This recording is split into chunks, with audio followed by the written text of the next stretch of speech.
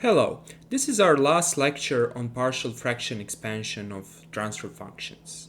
In this lecture, we will learn how to compute partial fraction expansion of transfer functions that have repeated poles. For example, we will learn how to compute a partial fraction expansion of a function that has the following form.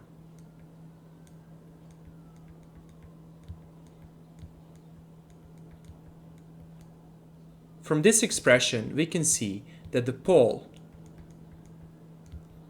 s minus 3 or s is equal minus 3 is repeated 3 times.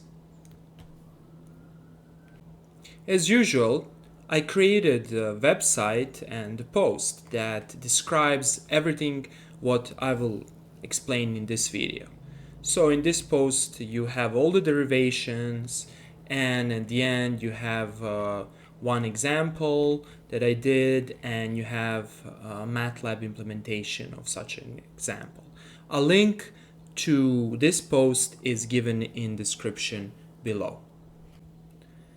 Now, if transfer function has repeated poles, it can be represented as follows. So let us assume that we have a transfer function w of s that after we expand it, it has the following form.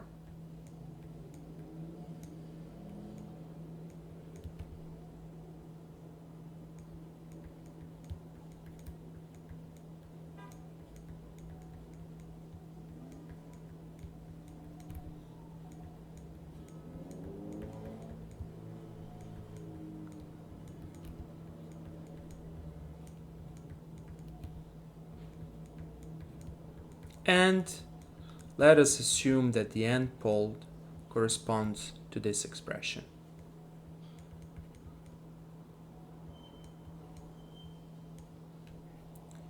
In this case, the pole s is equal p1 is repeated 3 times. So, if our transfer function has a pole that's repeated 3 times, for example, w of s can be over, let's say, s minus 3, or actually let's put s plus 3 to the power of third power multiplying s plus 2. So in this case, our partial fraction expansion will have the following form. We will have c1 s plus 3 plus c2 s plus 3 square plus c3 s plus 3 to the power of 3. So with these three terms, we have taken into account the influence of this power over here. And then we have one additional term corresponding to s plus 2. So this is a partial fraction expansion of this transfer function. In more general terms, the partial fraction expansion will have the form that you can see over here. Our first goal is to derive the expressions for the constants c1, c2, c3, and for the constants c4 until cn.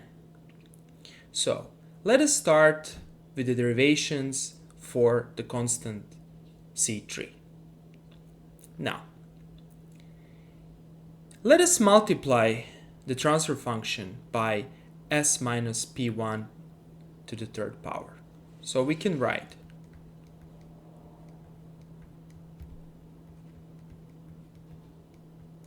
and this becomes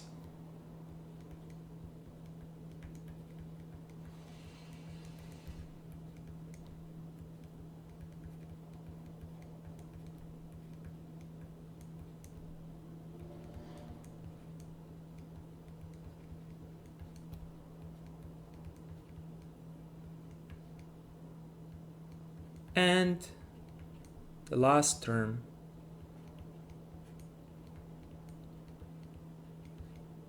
is given as follows. Now, what do we see from this expression? We can see that the constant C3 pops up. So, if we evaluate this expression at S equals P1, this term will go to 0, this term will go to 0, this term will go to 0, and all the terms will go to 0 except the constant C3. Great. So here is our expression for the constant C3. Let us now see how to compute the constant C2. This is our previously derived expression. What happens if we take a derivative of this expression? So let us take the first derivative. So what do we have here? We have 2c1 multiplying s minus p1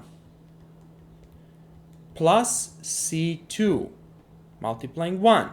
c3 is a constant, is 0, and we have plus first derivative of the last, how many? Probably n minus 4 terms.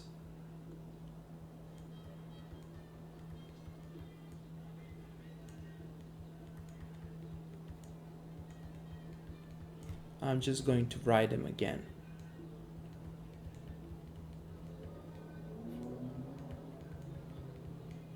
Okay. So what do we see from this expression? If we evaluate this expression at the point, here there is an error, here should be inside, we should have the third power.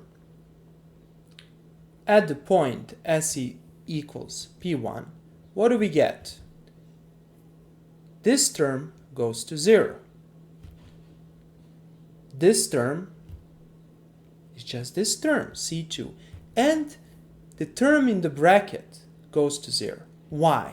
Because we have the function s minus p1 to the power of 3 multiplying all of these terms. So if we take the derivatives, we will have 3 times s minus p1 to the power of 2 and multiplying some expression, but since due to this term s minus p1 to the power of 2, all the terms will die out. So we obtained the second constant. So C2 is take the derivative of ws multiply s minus p1 to the power of 3. Similarly, by taking the second derivative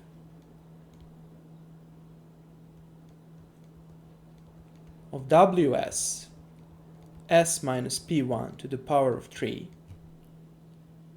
and if we divide this by 1 over 2, we will obtain the C3 constant. Actually, we will obtain the C1 constant. So the C1 constant will be, take the second derivative of this expression, divide by 1/2. You will obtain C1 constant. In the general case, if, let's say, the pole P1 repeats itself k times, the constants will be defined as follows. Ck minus iterator I becomes 1 over I factorial multiplying what? Multiplying the ith derivative of what? Of w of s s minus p1 to the power of k and evaluated at s is equal to p1. So this is our general expression, and everything is nicely derived in the accompanying post, whose link you can find in the description below. At the end, let us do one example. We want to compute a partial fraction expansion and an inverse Laplace transform of this transfer function that you can see over here. So first we expand this transfer function. We can write this transfer function as c1 over s plus 3 plus c2 over s plus 3 squared plus this term plus the term corresponding to the last pole, c4 over s plus 2. Now, first we compute the constants c1, c2, and c3. Okay, so the constant c3 is given by w of s multiplying s plus 3 to the power of 3, and this expression should be evaluated at s is equal to minus 3. So this expression, w of s multiplying s plus 3 to the power of 3, becomes s plus 1 over s plus 2. If we simply evaluate this expression at s minus 3, we obtain that c3 is equal to minus 3 plus 1 over minus 3 plus 2, and this equals to minus 2 over minus 1, and this equals to 2. Okay, good. So we obtain that c3 is equal to 2. Here I'm going to substitute the value of c3, so we can put here 2. Okay, so how to compute c2? Well, we can use the same principle. What is the principle? First, the expression of w of s multiplying s plus 3 to the power of 3 is s plus 1 over s plus 2. Now, c2 is equal to this expression, w of s multiplying s plus 3 over 3. However, we need to take the first derivative with respect to s. So, we need to take the first derivative of the multiplication of these two terms. So what do we have? We need to take the first derivative of this term over here. And by applying the basic rule for derivation of a rational function, we obtain s plus 2 squared. What do we have here? We have 1 multiplying s plus 2 minus s plus 1 multiplying 1. So at the end we get s plus 2 squared. What do we have here? S minus s cancels each other, and 2 minus 1, it's 1 over. So c2 becomes 1 over s plus 2 squared evaluated at s is equal to minus 3. So if we substitute the value, we obtain 1 over minus 1 squared, and this is equal to 1. Good. We computed the second constant. So the second constant is 1. Actually, I will erase this for a second. Is 1. How about the first constant? How about c1? Well, to compute the c1, we need to basically take another derivative take another derivative of this term here. So we need to take another derivative of the first derivative of this term. So let's do that. So C3 is equal to d of ds of, or you can, let's write the complete expression. So it's basically the second derivative of w of s multiplying s plus 3 cubic evaluated at s is equal to minus 3 multiplying 1/2. And let us compute this. So we need to take the first derivative of this term over here. The first derivative of this term is very simple. So d of ds of 1 over s plus 2 square is equal to what? Is equal to minus, right? Minus 2 1 over s plus 2 to the power 3.